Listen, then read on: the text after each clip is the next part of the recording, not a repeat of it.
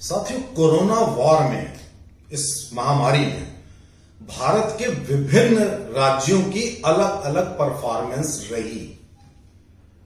आप एक तराजू से नहीं तोल सकते। इसमें मैं समझता हूं कि जो बेस्ट परफॉर्मेंस रही वो उत्तर प्रदेश के मुख्यमंत्री, यशस्वी मुख्यमंत्री श्री योगी आदित्यनाथ जी की रही। हर प्रदर्शन में, हर डिपार्टमेंट में सबसे बेहतरीन यदि काम किया तो योगी जी ने काम किया। तो जब बेहतरीन की बात आएगी तो आप पूछेंगे कि सबसे खराब काम किसने किया। तो खराब काम में अगर आप पूछें देश में ज्यादातर लोगों से तो सिर्फ दो नाम आएंगे। एक नाम अरविंद केजरीवाल का, दिल्ली का मुख्यमंत्री, और एक नाम महाराष्ट्र के मुख्यमंत्री उद्धव ठाकरे जी का। आज साथियों बात करते हैं केवल अरविंद केजरीवाल के बारे में। हम सब जानते हैं कि भारत में ये जो एक नया फिनोमेना आया, सड़क छाप अराजक राजनीति का जो अध्याय खुला, वो अरविंद केजरीवाल नाम के शख्स ने खोला ये फ्रंट।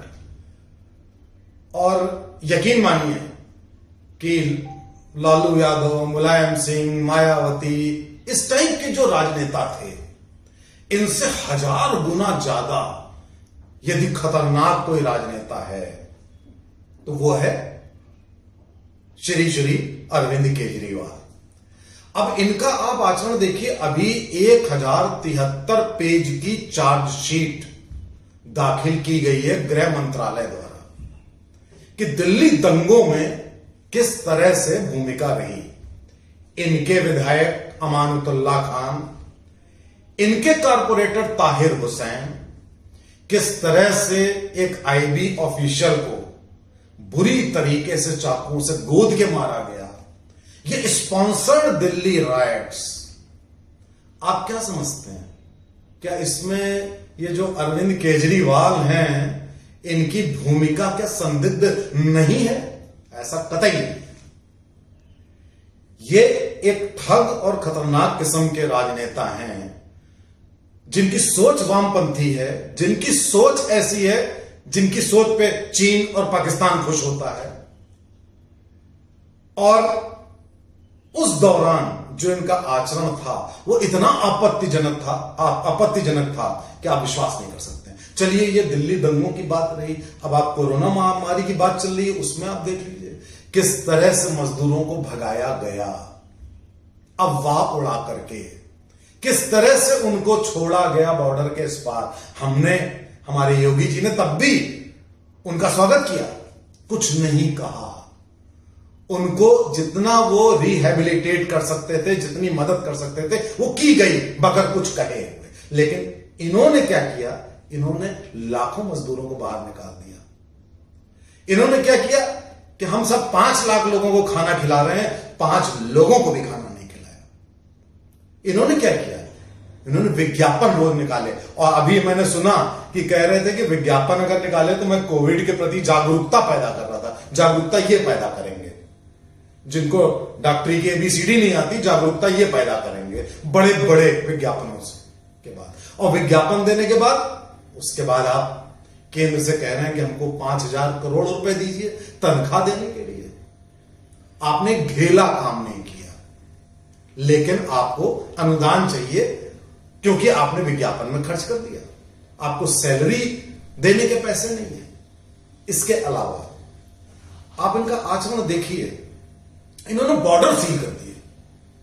इन्होंने कहा दिल्ली में इलाज केवल दिल्ली वालों को होगा, बाहर वालों का नहीं होगा। और सबसे बड़े दिल्ली के बाहर वाले ये और इनका कैबिनेट है। ये दिल्ली के, इनका पूरा कैबिनेट दिल्ली का नहीं है निवासी, लेकिन ये शख्स बॉर्डर सील करता है। कहता है दिल्ली में, जबकि दिल्ली की जो पॉपुलेशन है सारी पॉपुलेशन बाहर की है, कोई यहां की पॉपुलेशन नहीं है। और उसके बाद आपको मालूम पिछले 3 दिनों से क्या इनके ऑर्डर्स हैं? पिछले 3 दिनों से इनके ऑर्डर्स हैं कि कोविड का टेस्ट ही ना करो। जनता परेशान है कि किसी तरीके से आंकड़ों से हेर फेर करो। ये सोचते हैं कि इनका जो ये षड्यंत्र है किसी को पता नहीं चलेगा। लेकिन इस तरीके का अमानवीय क्रूर आचरण एक मुख्यमंत्री का होना साथियों यह दर्शाता है कि दिल्ली की जनता तो मूर्ख ही है।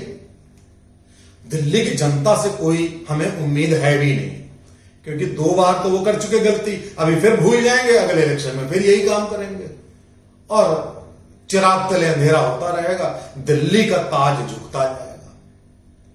मेरी गुहार है गृह मंत्री जी से, मोदी जी से, कि दिल्ली का स्पेशल राज्य का दर्जा आप हटाइए। आप दोनों सदनों में यह बिल लाइए कि दिल्ली गवर्न केंद्र सरकार द्वारा होगी, ऐसे अराजक तत्वों द्वारा नहीं होगी। यही एक रास्ता बचा है, वरना दिल्ली की जनता क्या करेगी उसके ऊपर भाई कंट्रोल तो हमारा है नहीं प्रजातंत्र में।